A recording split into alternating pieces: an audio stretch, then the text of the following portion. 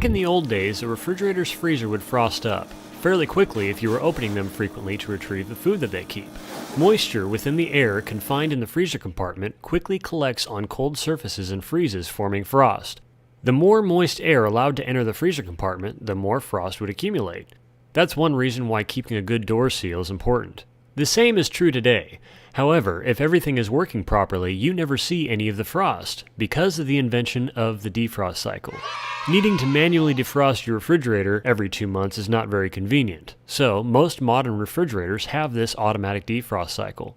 There are 3 main components in this defrost system: a timer that keeps track of compressor runtime, a small bimetal thermostat that senses if the evaporator needs defrosting, and a heater that melts accumulated frost by generating thermal energy when it is supplied with 120 volts.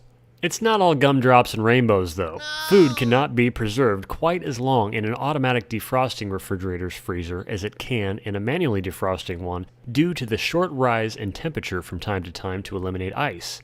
One other issue is that you expect it to function properly.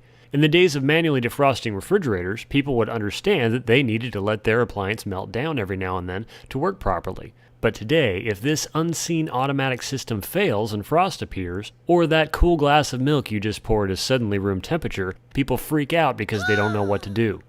Airflow is crucially important for your refrigerator freezer to work properly.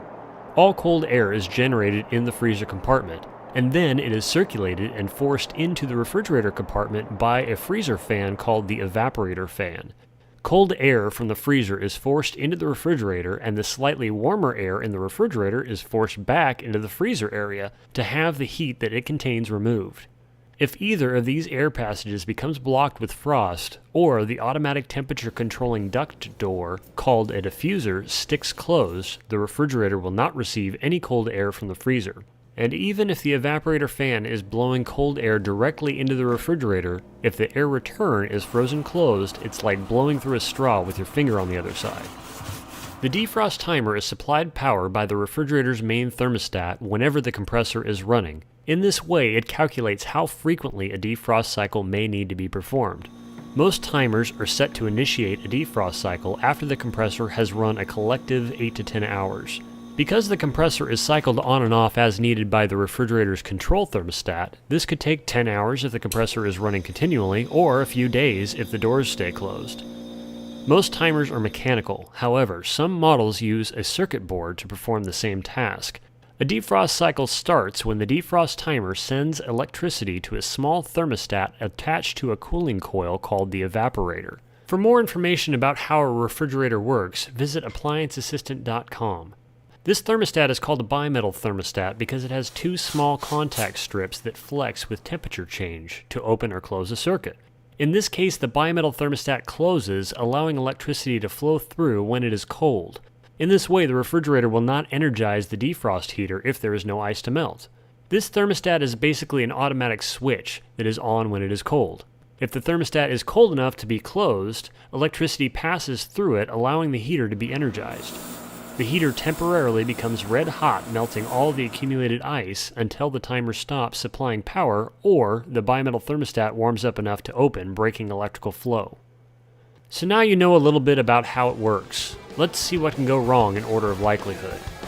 The most common cause of defrost problems or ice buildup is user error. Let's just say you have one too many cold ones and forget to close the refrigerator door. In the morning, you sluggishly enter the kitchen for a cup of coffee and notice that the door is open, so you close it. All that moist air accumulated in the refrigerator's diffuser duct and became frost, blocking cold air from entering the refrigerator. Later that day, you're thinking about a nice cool beverage, only to discover that the milk is warm and smells funny. You could call a repair service, but this scenario can usually be corrected by unplugging the appliance and allowing it to thaw out the old-fashioned way. The most common mechanical failure is the bimetal thermostat failing to close and allowing power to flow through to energize the heater. The thermostat can be checked for continuity when it is cold. If everything is frozen and the thermostat has infinite resistance, it needs to be replaced. Sometimes the defrost timer will fail to send electricity when it should. Mechanical timers can be manually advanced with a flathead screwdriver in the clockwise direction slowly until a click is heard. At this point, electricity should be sent through the heater to the thermostat. Some simple voltage tests can determine where the problem lies. The circuit board style of defrost timer is a little more complicated to trick into a defrost cycle, so I'm not going to explain that. But you can see me do it on this video. Doing it wrong will definitely destroy the timer even if it was fine before, and if you're not careful you can be electrocuted. The last and least likely to fail is the heater itself.